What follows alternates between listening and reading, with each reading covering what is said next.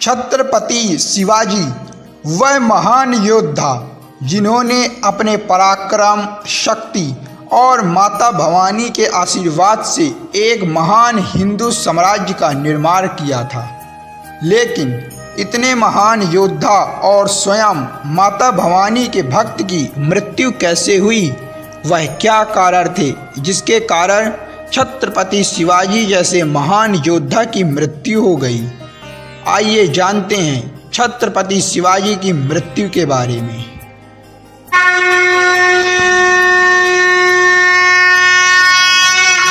शिवाजी महाराज की मृत्यु के बारे में बहुत सारी कहानियाँ प्रचलित हैं, जैसे कि उनकी दूसरी पत्नी सोयराबाई अपने पुत्र राजा राम को राजा बनाना चाहती थी, इसीलिए शिवाजी महाराज की उन्होंने हत्या करा दी थी। इसके साथ साथ दूसरी कहानी यह प्रचलित है कि ब्राह्मणों ने शिवाजी महाराज को विष देकर उनकी हत्या कर दी थी, क्योंकि छत्रपति शिवाजी ने कृष्ण भास्कर नाम के एक बलात्कारी पंडित की हत्या कर दी थी। इसी कारण से ब्राह्मणों ने उनकी भी हत्या कर दी। लेकिन यह सारी कहानियाँ अतिशयोक्ति और काल्पनिक हैं। छत्रपति शिवाजी की मृत्यु हनुमान जयंती के दिन हुई थी। वह मृत्यु से पहले लगभग 15 दिनों तक बीमार थे। वह अधिकतर बिस्तर पर ही लेटे रहते थे और माता भवानी का ध्यान करते रहते थे।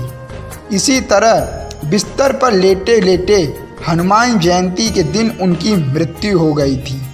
जब उनकी मृत्यु हुई तब उनके घर की सारी महिलाएं मंदिर में पूजा के लिए गई हुई थी, क्योंकि उस दिन हनुमान जयंती थी और संभाजी राजे भी घर पर नहीं थे।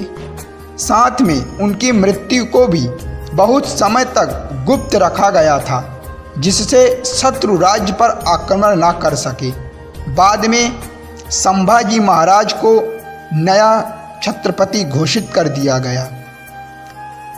संभाजी महाराज ने शिवाजी की मृत्यु स्थल पर उनकी समाधि का निर्माण कराया, लेकिन अंग्रेजों के समय मराठों के अधिकतर किले अंग्रेजों के अधीन हो गए, जिसके कारण से जहां पर शिवाजी की समाधि थी वह स्थान जंगल की तरह हो गया था।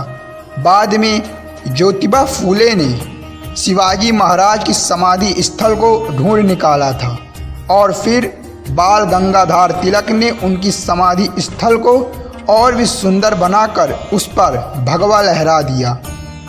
शिवाजी महाराज के साथ उनका एक अत्यंत वफादार कुत्ता रहता था, जिसका नाम वाग्या था।